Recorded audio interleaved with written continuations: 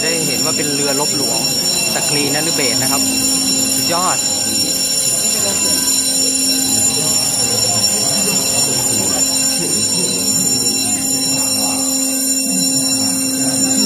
เราลงมาจากตรงนู้น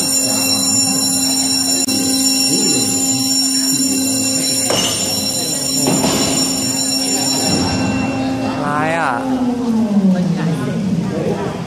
ขอให้ทำให้ท่านได้รู้จักเรื่องหลวงสกรีนนฤเบศรเรือหงส์